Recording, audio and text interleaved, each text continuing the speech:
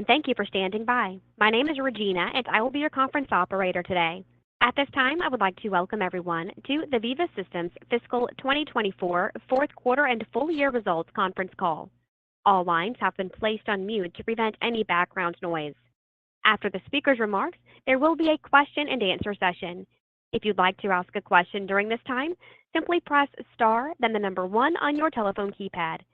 If you would like to withdraw your question, simply press star 1 again. We do ask that you please limit your questions to 1 and 1 follow-up, then re-enter the queue for any additional questions that you might have. With that, I would like to turn the conference over to Gunnar Hansen, Director, Investor Relations. Please go ahead. Good afternoon, and welcome to Veeva's Fiscal 2024 Fourth Quarter and Full Year Earnings Conference Call for the quarter and fiscal year ended January 31st, 2024. As a reminder, we posted prepared remarks on Veeva's Investor Relations website just after 1 p.m. Pacific today. We hope you have had a chance to read them before the call. Today's call will be used primarily for Q&A.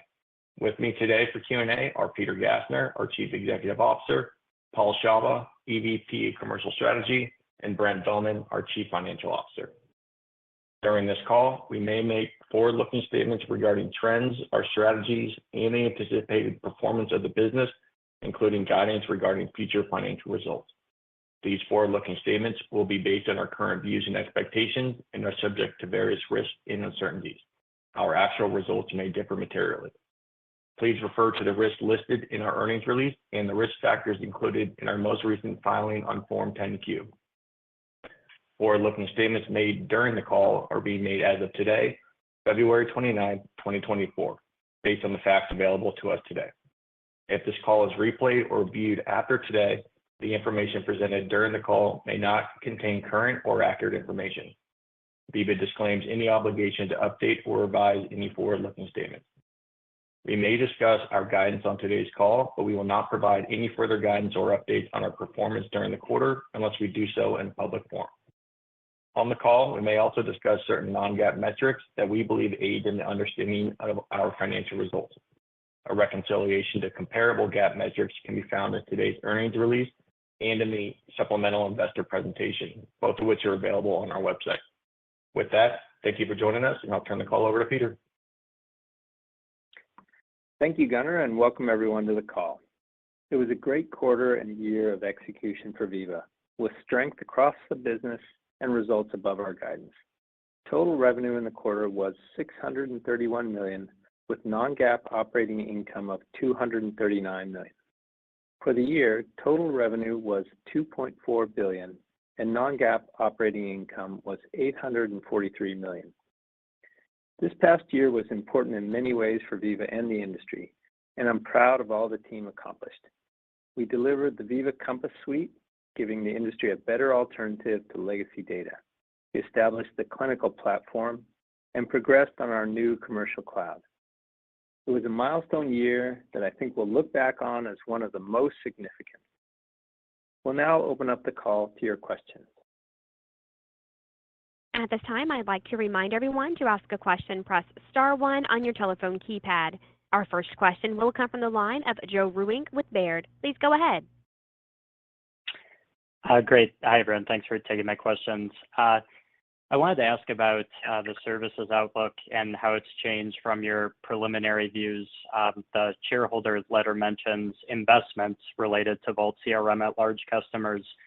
Maybe you can just go into the approach you're planning to take with these initial migrations and how it is differing from those original plans. And then related to that question, does this outlook assume there's maybe more large customers, top 20 customers, ultimately undertaking migration activity than perhaps has been publicly announced to this point? I'll take that one, and then Paul, maybe you can join in as well. There's no major change in our strategy. It's just a refinement as things get closer into view. We've decided and have been able to provide a little more internal guidance about how much investment we'll make in Vault CRM related services. We think it's just the right thing to do. It's not moving to Vault CRM wasn't anything our customers asked for. They were happy with Veeva CRM. We're going to bring them a better solution over time, an integrated solution with sales, marketing, and medical, all industry specific, all in the same database.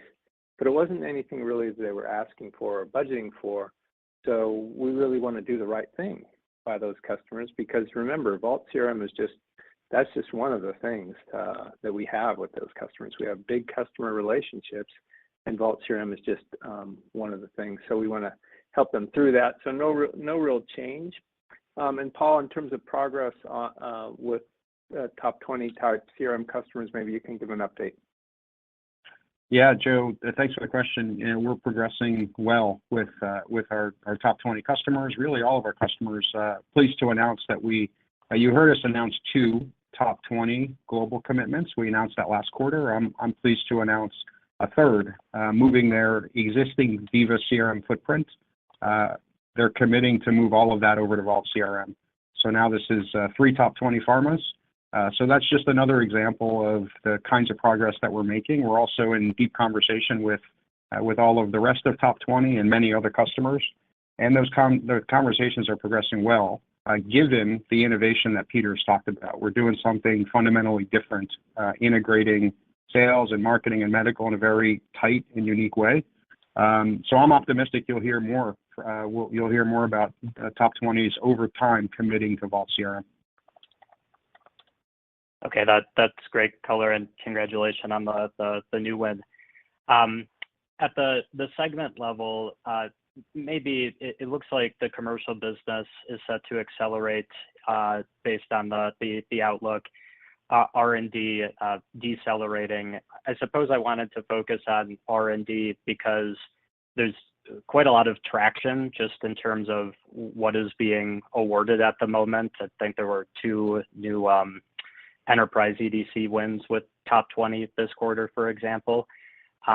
Is maybe the reading between the lines that the level of activity is actually better than might be reflected in revenue just in this upcoming 12 months, but you're seeing visibility for maybe strength beyond this upcoming fiscal 2025? Yeah, I'll take that one.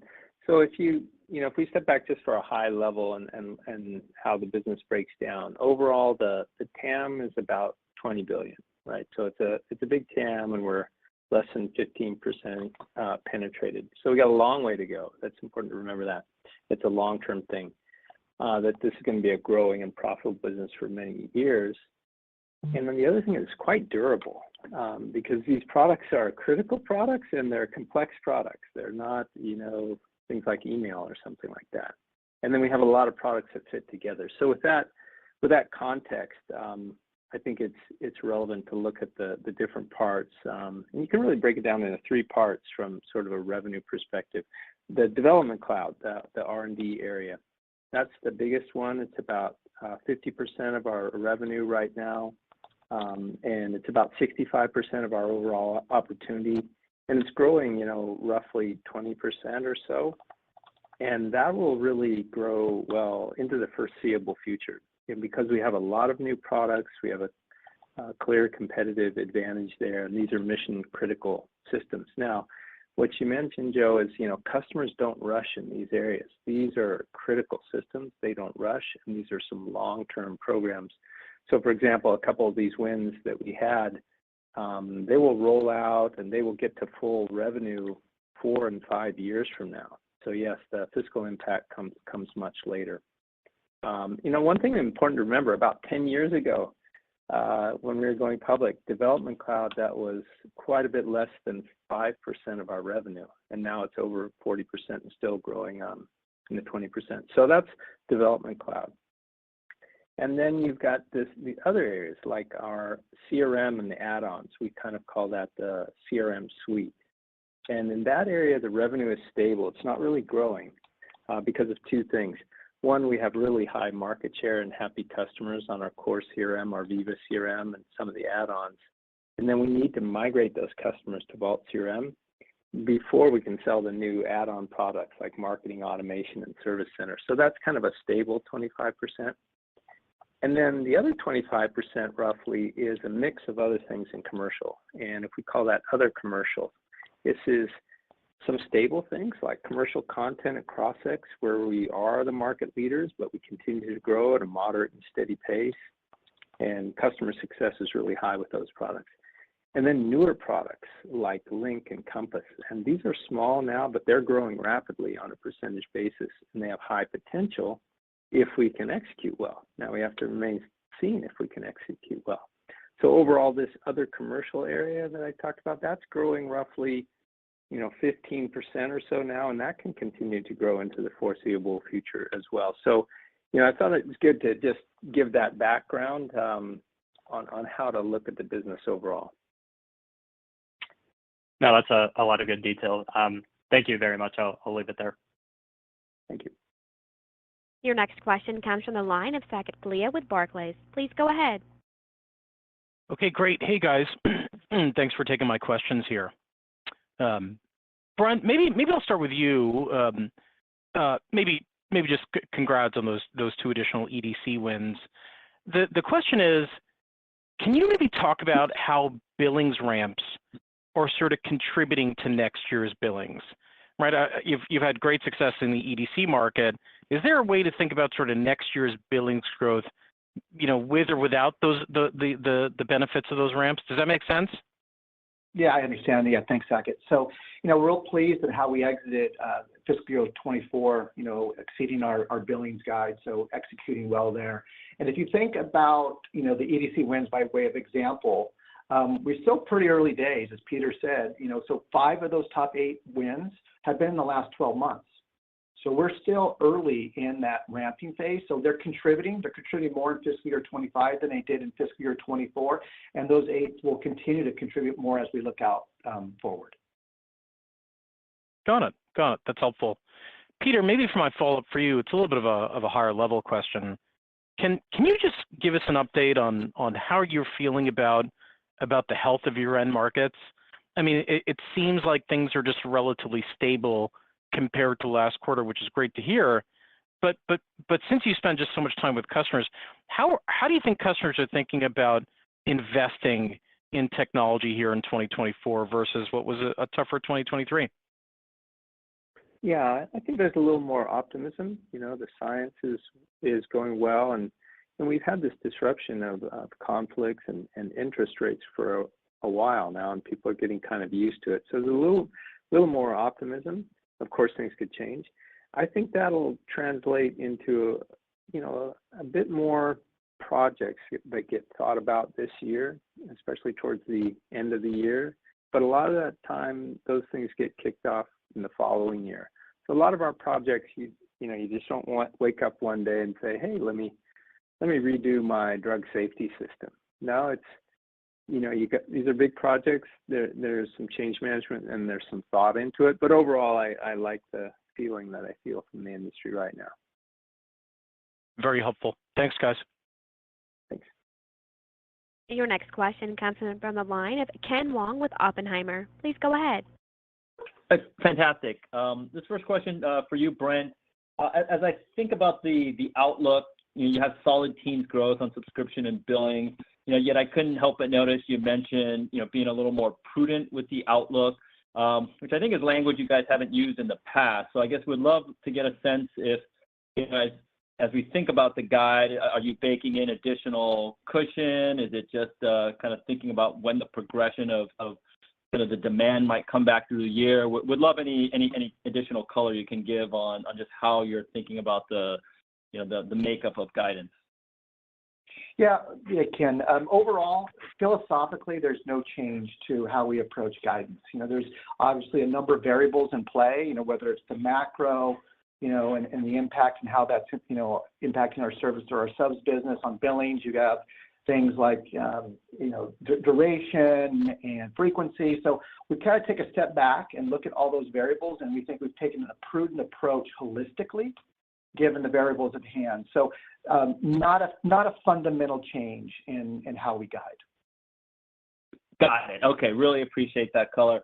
And then for Peter, on the EDC side, I feel like historically you guys have talked about that end market through the lens of winning new trials and that being, where maybe the opportunity set was. I couldn't help but notice in January, you guys, did a migration of a study portfolio for an enterprise customer. Could we possibly see the install base as a potential opportunity going forward based on what you saw with that migration? Let's see how to think about that. On the EDC, when we sell an EDC deal, there's really two types. One would be an enterprise deal, and that's where we agree, hey, it's a long-term, it's enterprise agreements that will ramp over time, and over time you'll run all your studies on Veeva, and the revenue for that doesn't change based on how fast they ramp or whether they migrate or whether they don't migrate. Then we have other ones which are study-by-study costs, where sometimes it's with a CRO or a small biotech. They may be only running 1 or 2 or 3 studies, and we may compete for that study and win that study. The migration really won't impact our revenue directly at all. What it is, let's say if a customer signs up for an enterprise agreement with ours and they're rolling out and they're quite comfortable with Veeva, they might get to a point where they have 20, 30 studies that will run for a long time, and they want to clean up their IT environment, and they want to have a consistent clinical research site experience.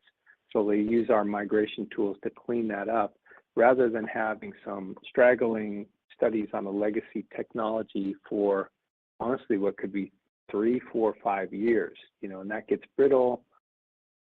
Who knows what could happen with that straggling vendor, whether it has a downtime, security patch needs to be put on, whatever it is, it's just not clean. So that migration capability actually translates into a advantage in our enterprise sales because we have that capability and nobody else really has that capability. So it would only have an effect there. It doesn't really affect in the small market where we're competing study by study. Perfect. Thank you, Peter. Thanks, Jim. Your next question comes from the line of Brian Peterson with Raymond James. Please go ahead. Thanks, and congrats on the strong wins this quarter. There's been some mention in the past about some customers looking to take large bites of the apple and buying several products at once. We obviously heard a lot about wins across multiple product areas this quarter. I'm curious, are those concentrated with a few customers like the win with BI, or is it much more diversified across the customer base? Any color there? I guess I can take that one. I would say this is diversified, more diversified. We had some quality wins, and those were with certain customers. We had a big clinical operations win for multiple clinical operations products. That was with a customer in Europe. We have a couple EDC of top 20, and those were actually with different customers. So no, it's spread all around, I think is the best way to say it, both in US and Europe and just different customers. Oh, that's great to hear. And Brent, maybe a follow-up. I know the cash balance continues to grow. How are you guys thinking about, looking at capital deployment priorities over the next few years here? Thanks, guys. Yeah. So, overall, Brian, continuing to our current capital allocation strategy, no change. We run a profitable business. We generate a lot of cash, so we are focused on M&A as a use of that cash. And, we are a disciplined company, and we'll take a disciplined approach to how we look at M&A. We do consider other uses of cash, as a management leadership team, but our focus today is M&A. Thanks, Brent. Yep. Thanks, Brian. Your next question comes from the line of Rishi Jaluria with RBC Capital Markets. Please go ahead. Oh, wonderful. Thanks so much for taking my question. I wanted to first ask on AI and maybe ask it a little bit of a different way, because I know it feels like you're playing your cards a little bit close to the chest on your own AI strategy. But I want to ask, what are you seeing out of life sciences companies in terms of how AI is changing things, whether that's accelerating drug development, whether that's more targeted marketing? Maybe if you could walk us through kind of what those conversations look like and what sort of role you think you can play in those changes. Then I've got a quick follow-up. Rishi, I would say the most direct impact, and it's been happening a while before large language models as well, is AI and drug discovery. Very, very targeted AI models, that can do things like protein folding and analyzing retina images, things like that. So this is very powerful, but very therapeutic area specific, very close to the science in the R&D. And there's not just one AI model, there's multiple specialized AI models. So that's going on, and that will continue. I would say that's kind of part of the fabric of the industry now. Then in terms of other areas, really there's a lot of experimentation with large language models, and what people look at it for are, can I just have general productivity for my people? Can they write an email faster? Can they check their email faster? Can they research some information faster? So that's one thing that's going on. Also, specific use cases like authoring.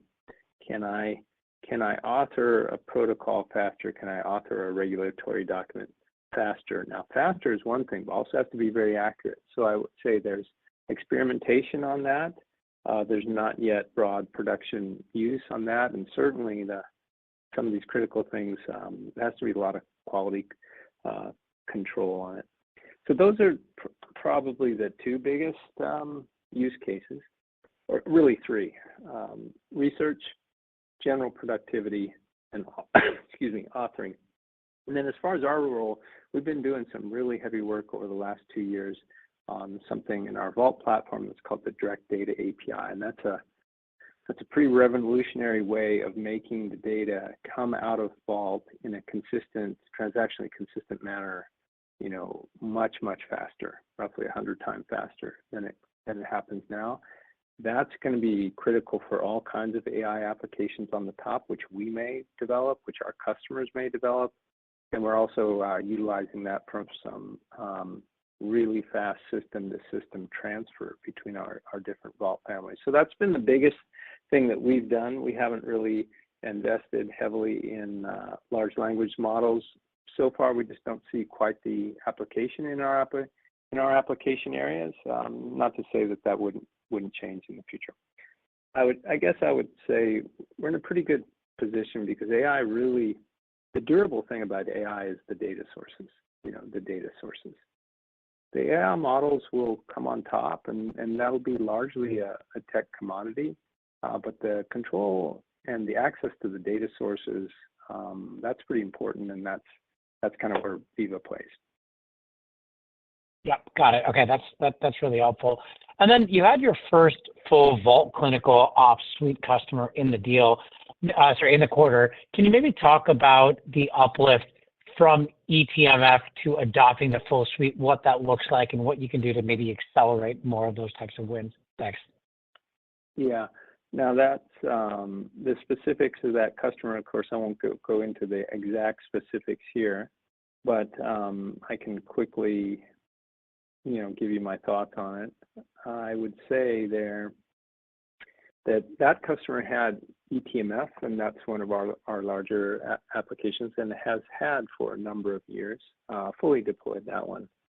When they got the other four applications in clinical operations, they more than tripled our opportunity, our end state in clinical operations. So in that case, and I won't go into the exact numbers, but I know it's more than tripled. So it's significant. When you look at the CTMS, the Clinical Trial Management System, that's a really important system.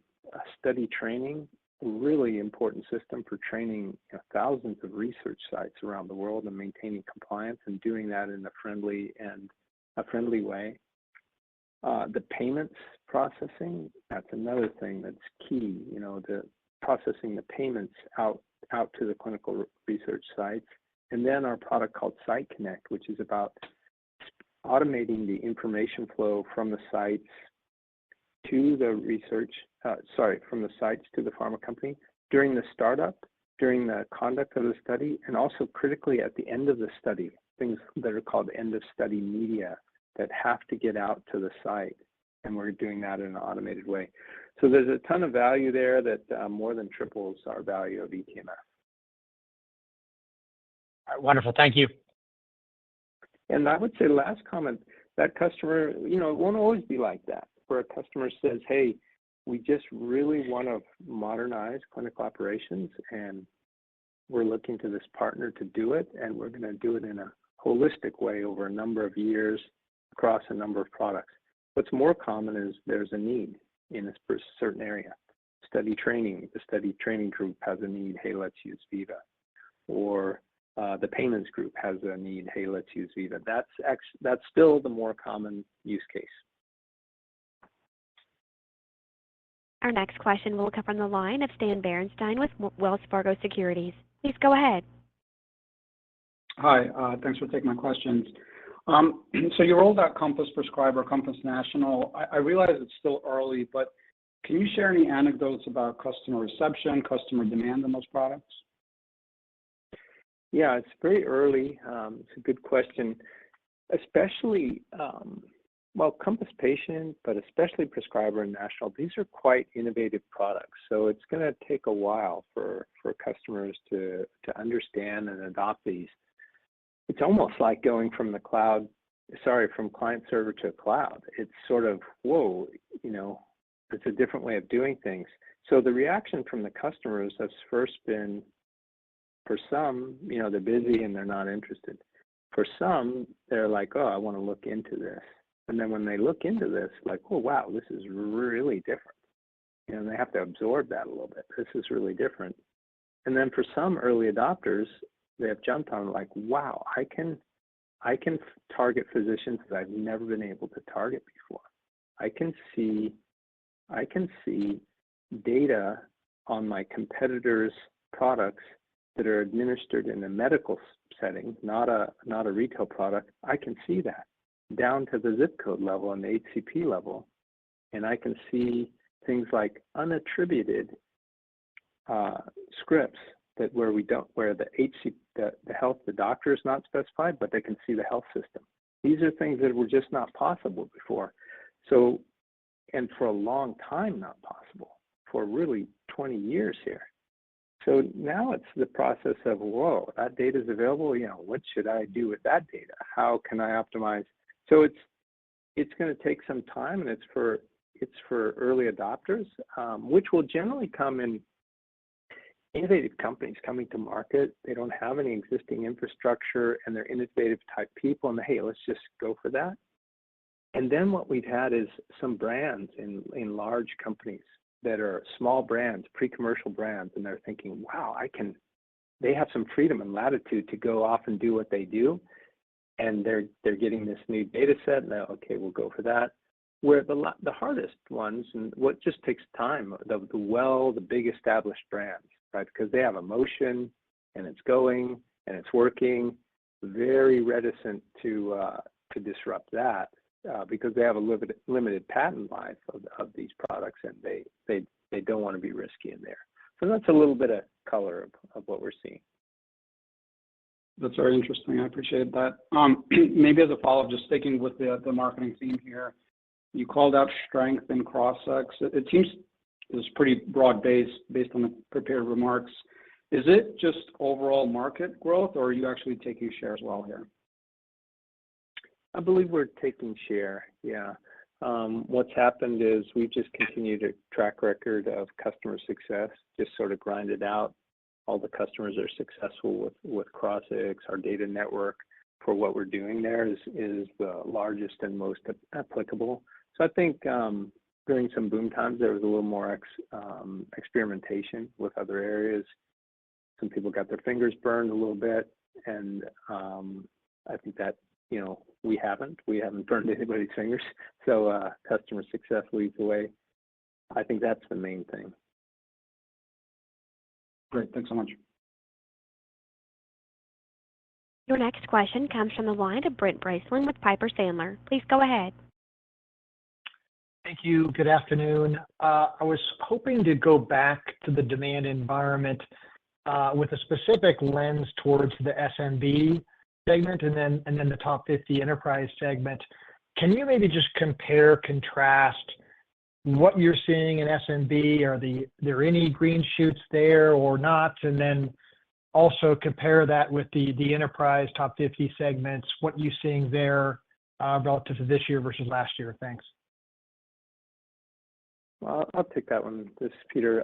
The emerging biotechs, the small end of the segment, is still tough sledding there. This year we saw a record number of companies get acquired and go out of business, and a small number of new companies were able to get escape velocity because of the funding environment. It's tough, and it continues to be tough, and you never know when it turns around until it turns around. All you know is that it hasn't turned around yet.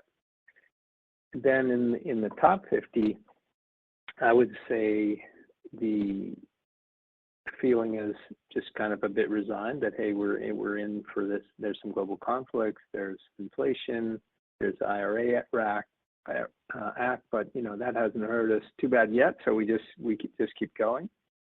Also, I think there's a renewed focus on execution and long-term execution. They're really seeing that that's important.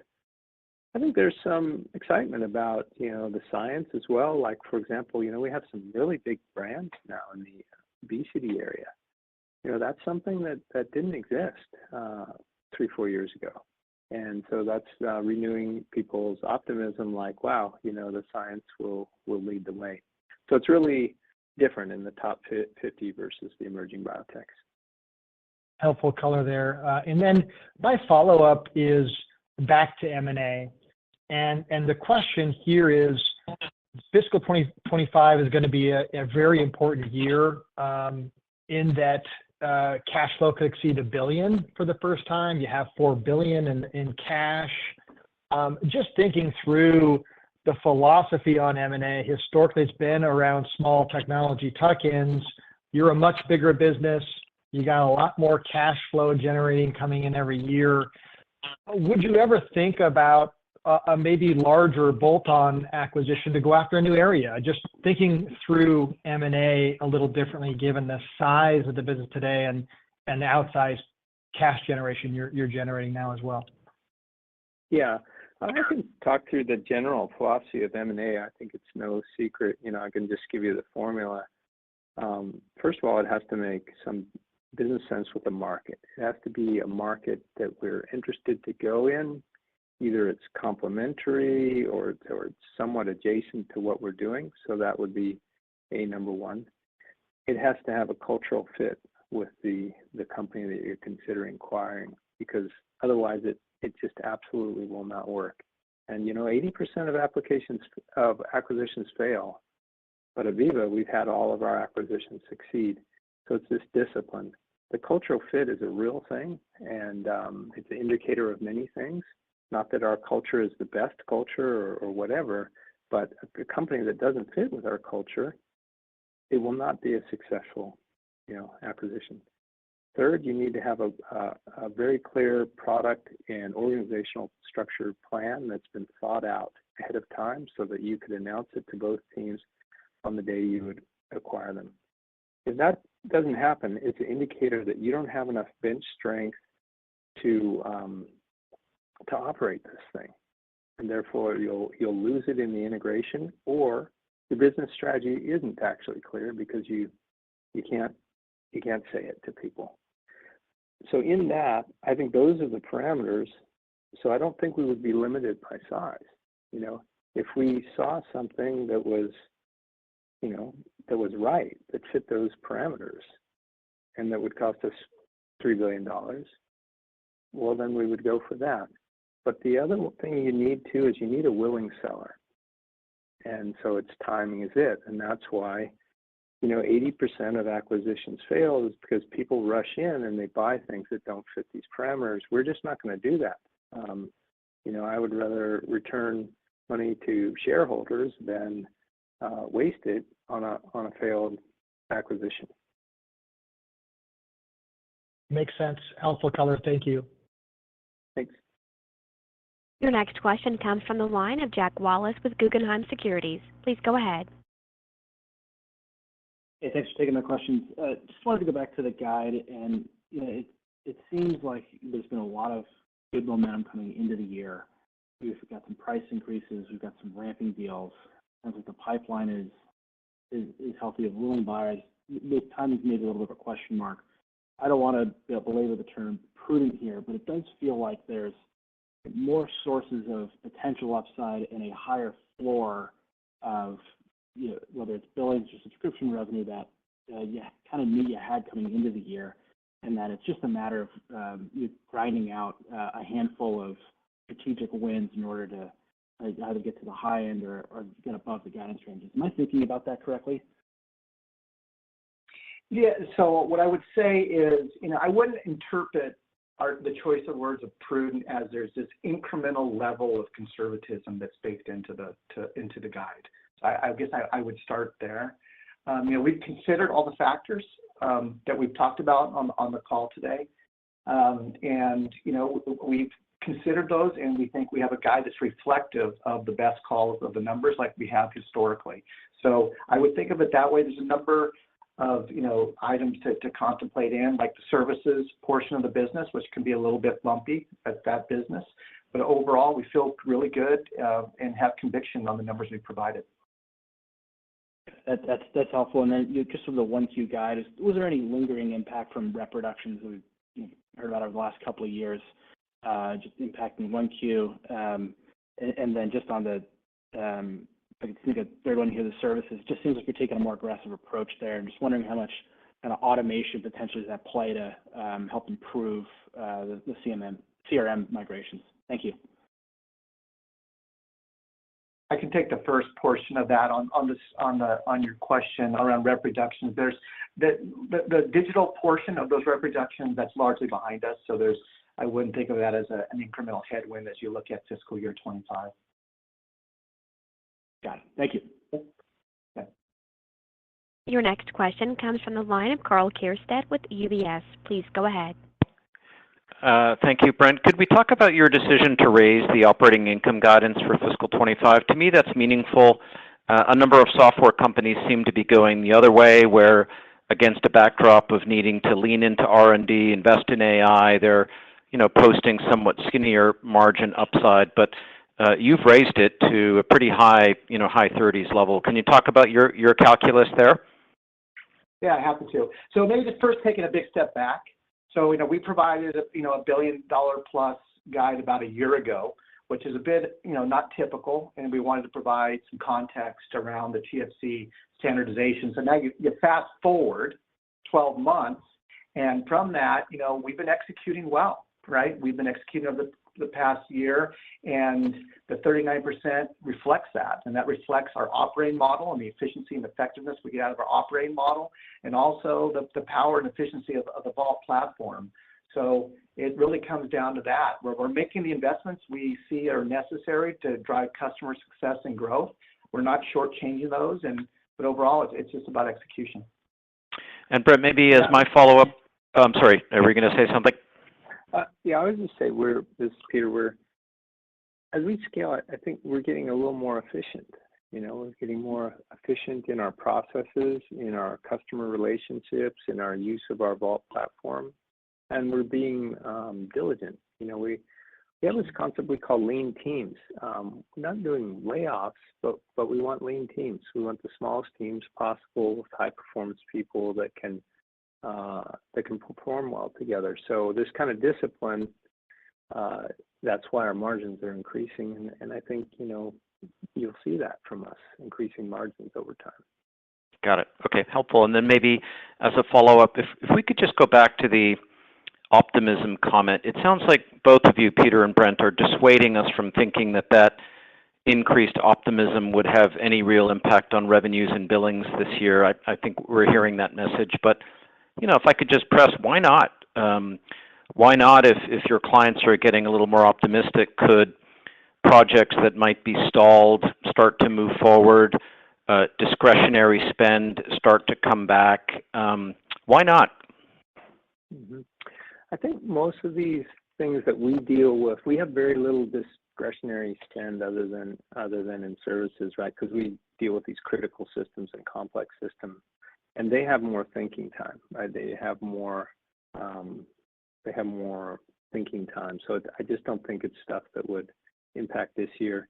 And having said that, we don't know what's going to happen this year. We do live in some uncertain times. We have some interest rate things going on. We got 2 global conflicts going on. So We have to figure that uncertainty in. It's not a guarantee that in September everything's going to be the same as it is right now. Got it. Okay, thanks for that color. Your next question comes from the line of Ryan McDonald with Needham & Company. Please go ahead. Hi, thanks for taking my questions. Maybe first to start out with CRM. Noticed the 9 wins in the quarter, and the even mix of 5 Vault and 4 Veeva CRM. Just curious, what you're hearing in terms of the rationalization from customers on still selecting Veeva CRM. Is it, something that, that they don't want to wait till April of 24 to be able to do so, or anything like that? And then are you contracting in a different way now for Veeva CRM versus Vault, whether it be duration or, putting in commitments to migrate over to the new CRM? Just any color there would be helpful. Yeah, Ryan, I can take that. This is Paul. So the conversations we have with all of these customers, it's a dialogue. We go in with full transparency. We talk about why they may want to choose one or the other. We don't go in with a preconceived notion. We listen and talk to the customer. And then based on what their requirements are, we guide them. We try to lead the customer and make sure we make the right decision. There may be reasons to do Veeva CRM that include some very specific features and functions that they really need early on that they want to start there with. That would be a common example of why they may choose Veeva CRM over Vault CRM. But those things are going away quickly. Just to give you a perspective, we'll be at general availability in April. We're well on the way and on track for that, and at full parity with everything in Veeva CRM will be in Vault CRM by the end of this year. So it's really a timing issue. And starting in April, everything will be Vault, and we're comfortable and confident in that timeline and that milestone. So that gives you some guidance there. In terms of the how we're contracting in a very similar way. There's not really a material change. So the licensing is not exactly the same, but it's very similar. And then in terms of timing of contracts, it's pretty much all the same annual deals that we do, and it's all per user based.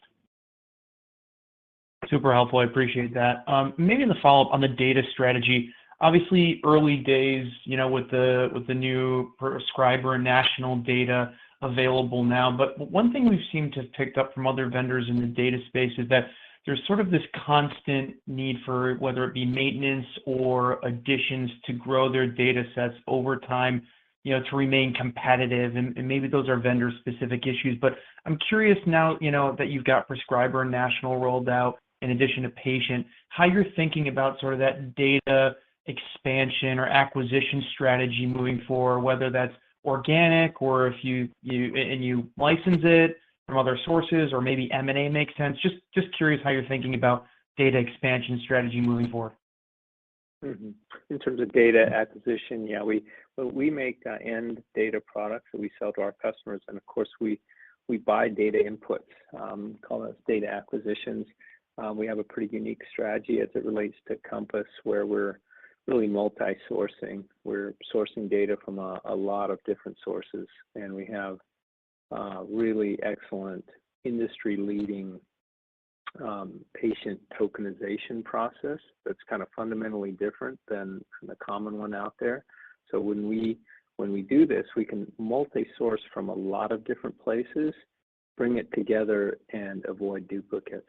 So when we do that, we'll have more data sources than what's common, but no data source will be particularly extra critical to us.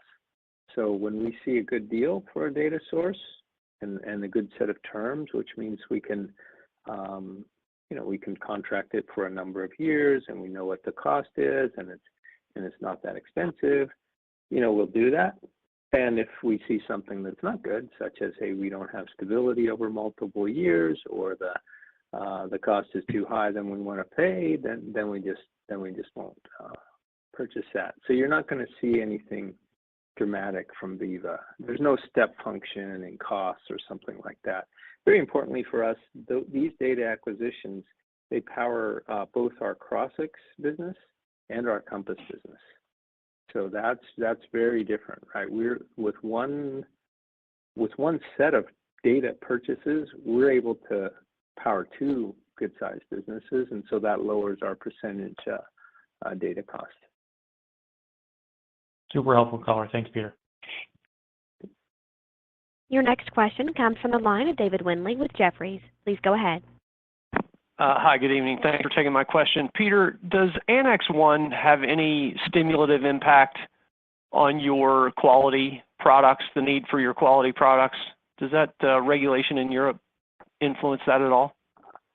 I don't know that one. I probably, if I do some research, I can figure out what Annex 1 is, but we'll have to get back to you. We can get back to you offline as long as it's not a material non-public thing. So sorry about that one. You stumped me on that one. Sorry. Well, I'm sorry I did that, but I'll ask a different one instead. So okay. On the data comments that you just made about your data sourcing strategy, does the breadth, I think I understood you to say that that ability to be flexible allows you to buy when you see good deals. I was going to ask, does the breadth cause you to have to pay more money, or does your operating expense base grow disproportionately because of the breadth of that data? Maybe the answer is the opposite.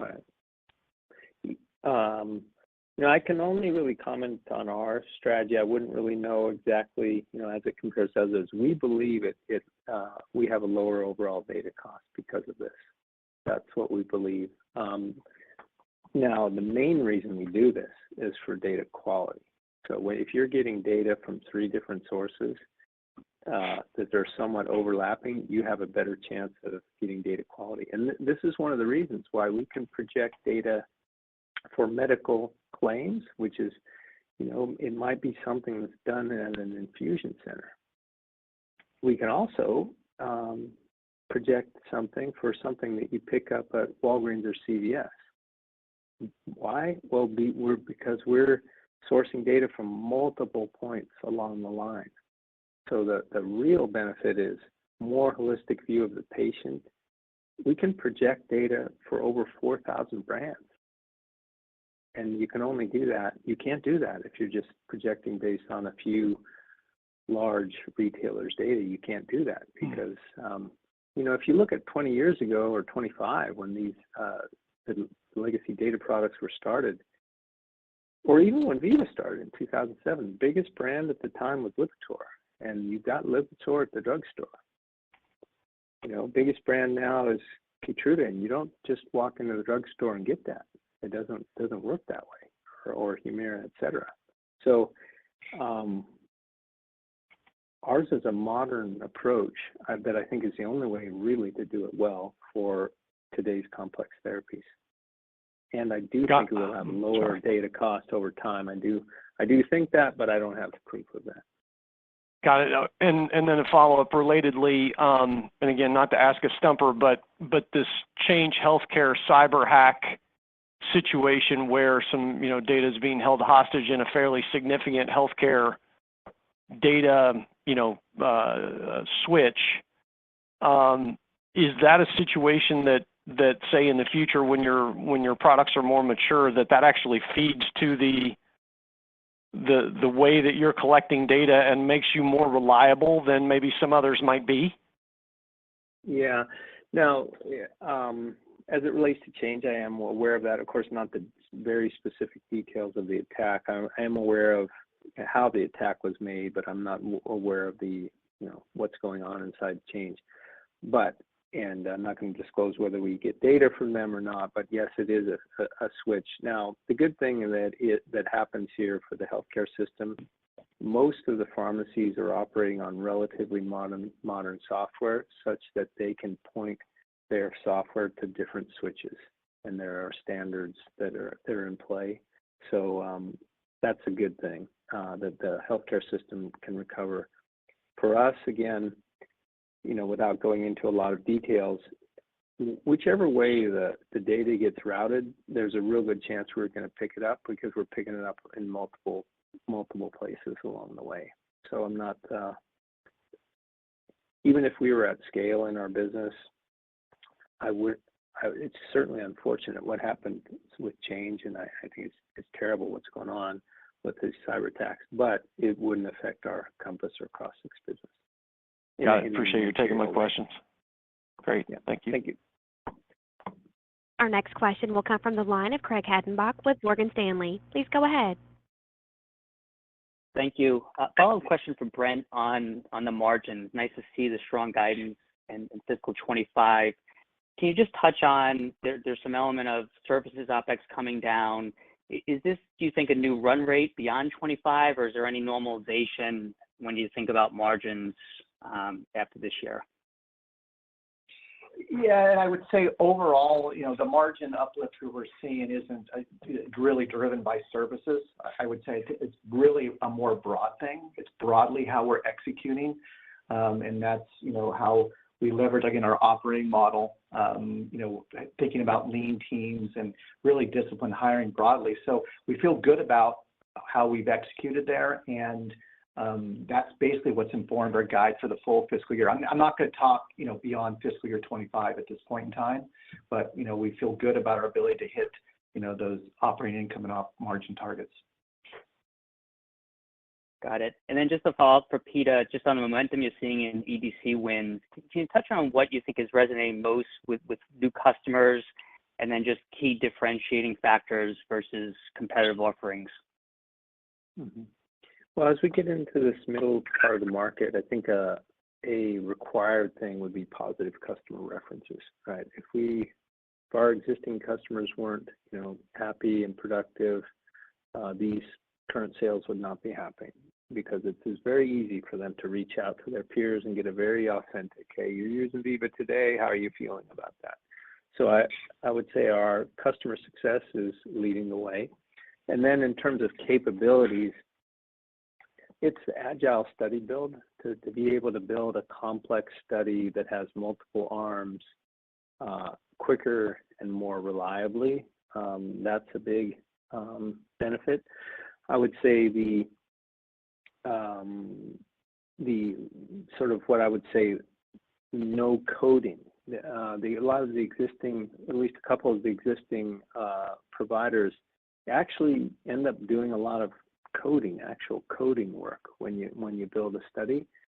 Now that is interesting for whoever's coding that study, but it's a bit of a headache for the people managing the study, because when you have coding, it's hard to keep that under control, and the complexity grows, and there can be errors and unforeseen things. So with Veeva, you don't do the custom coding. I would say the other one is, people want a clinical platform, and that is clinical operations and clinical data management. And that's not something you can get from the existing leaders in the clinical data management area. So that then the customer has to develop a common data architecture between their clinical operations and their clinical data management from two different vendors. They have to develop the integrations. They have to keep those integrations running as both products change. And that's really a headache that people don't want to deal with. So I would say it's those things that are contributing. And you might ask, well, how come everybody's not buying it all today then? Well, customers have priorities, and this is changing a very, very critical system, and you better have a good reason to do it. You don't do it unless you have pain in that area, and not all customers have pain all at the same time. Helpful. Thank you. Thanks. Your next question comes from the line of Anne Samuel with J.P. Morgan. Please go ahead. Hi, thanks for taking the question. I was hoping to go back to the earlier question around optimism. We've heard from some others in the industry that, the annual budget flush did happen to some extent, late in the quarter. Was curious, did you see that at all? And maybe any other notable green shoots that you can point to that, are maybe driving your comments around optimism in the space? Thanks. I guess I can take that one. For the budget flush, we don't really see that too much, because ours are more, critical and complex things, not so much discretionary. So we just don't really see that as much. That may have happened. We just don't see it as much. And then in terms of the optimism overall, I want everybody to be clear, this is based on a feeling, on an intuition, based on lots of discussions. And we have deep relationships in the customers because we have, big strategic partnerships. So that's all. There's no, I can't calculate it down into science. It's, you know it when you feel it, and we feel it, but there's no, you can't really quantify that. Thanks very much. Thank you. Our next question comes from the line of Gabriela Borges with Goldman Sachs. Please go ahead. Hi, this is Callie Valencion for Gabriela. Question for me. It'd be great to get an update on any impacts you're noticing in the industry due to any regulatory changes, particularly as biopharma companies think about potential future impacts of the Inflation Reduction Act and how that might change the way they invest. And then also just how customers are thinking about the risks associated with the upcoming election, and how you're thinking about any potential impacts. Yeah, Kelly, this is Paul.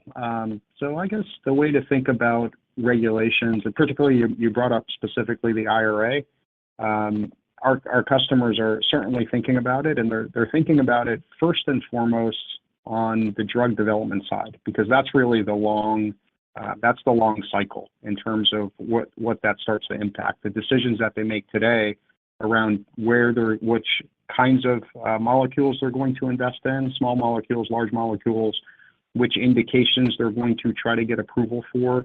Those are the kinds of things that will have an impact as it relates to the IRA. So those decisions and that thinking is happening now. So I would say that it's more acute on the R&D side than it is on the commercial side. From a commercial standpoint, it doesn't really hit until 2026, and then it's somewhat gradual and it's somewhat focused and acute on specific companies. So more thinking and more action on R&D, and I think over time it'll start to impact more of the commercial side. But companies are responding. They're making decisions. They're making changes, and they're also innovating. You heard some of the optimism around the science and the innovation, the new medicines. So I think there's also a lot of optimism that the industry will continue to innovate and kind of drive through some of the negative or the potential headwinds of IRA. Now, in terms of other things like elections and kind of other regulatory changes, those things are generally, this is a generalization, but they're generally neutral to net positive because when you modernize and you become more digital, you generally it helps companies become more agile. When regulations are put in place, you need to comply, you may need to change and drive change management, and that usually is to the benefit of becoming more digital and using technology to comply with regulations. So it's kind of a generic answer, but hopefully that gives you a sense of how we think about it and what we typically see. Very helpful color. Thank you. Our next question will come from the line of Jailendra Singh with Truist Securities. Please go ahead. Thank you, and thanks for taking my questions. I have a couple of clarification questions on your macro commentary. First, a quick clarification on the services side. You seem to be indicating that the environment has been largely unchanged since your last earnings call, but one of the factors you called out in your lower outlook for services is project timing. So have timelines been getting more elongated, or is it more that your expectation from some of these projects coming back is now pushed out a little? I mean, so what we said was it hadn't gotten worse or better in the last 90 days. So we did see an impact, obviously in services we talked about 90 days ago. So that has continued a bit on the project timing side. So that is what has largely driven the services reduction that we talked about in our guide. So that was the primary driver. And there's a couple of other items that we contemplated into the implementation excellence as well as some of the investments we're making. So if you take all of that together, that's what's informing our guide and the slight reduction that we had. Okay. And then one quick follow-up on the R&D spending. Clearly, I think it's very well known that a lot of R&D dollars are going in obesity, weight loss, GLP-1 area, and even you flagged that. our understanding is pharma companies might be doing a decent chunk of these trials in-house versus outsourcing to CROs. Do you think those R&D dollar allocation to in-house trials is providing some tailwinds for your development cloud business? I think I haven't seen a dramatic shift in in-source versus outsourcing on trials. That goes back and forth, so I haven't seen a dramatic change. And right now, I think that doesn't really affect our business too much, the in-source or the outsource. If they outsource, maybe we can pick it up through the CRO. And the big companies, they're always going to in-source a lot of their trials anyway. So it doesn't really affect us right now. All right, great. Thanks a lot. Thanks. Our next question will come from the line of Brad Sills at Bank of America. Please go ahead. Oh, great. Thank you so much. I wanted to ask about the Data Cloud. Peter, it looks like some pretty exciting releases here of enhancements here, the prescriber and Compass National. Could you just elaborate on those? It seems like no better time than the present to come to market with a revamped Data Cloud. So what are you excited about there, and how could that cycle augment growth? Yeah, excuse me. I am excited about it, and I think the timing is great. There hasn't been a new entrant in that market for that type of data, really, for that projected data for more than 15 years since Veeva started. And it's critical data. It's used for segmentation and targeting, field force sizing. How big is your field team? Who are you going to call on? The tactics that you're going to use, used for incentive compensation, business planning, critical things. And I feel like we had a vision when we bought Crossix. Hey, we would get Crossix. It has a data network. We like the Crossix business. We can grow it, and we can add more data sources, grow that data network, and use that to really do something innovative in data around Compass. And we stuck to the plan. And I'm proud of, over the last couple of years, we've always taken the innovative approach on Compass, not the easy approach of copying what's out there. And so now it's coming to fruition, and it feels great. It just feels like when we started Vault, it's innovative so that, only 1 out of 20 people really get it, right? Because it's innovative and it's different and it's, whoa, what is this? But I think the facts are on our side. So I think the timing couldn't be better, and I'm really happy with the team we have. And I'm really happy we have some happy early customers. But I don't want to get out ahead of our skis. With Prescriber and National, we just released them in the end of January. So we released the December data set in the end of January. That's a long way from having happy customers that are using it for a year, paying incentive compensation on it, really happy with the product and the service.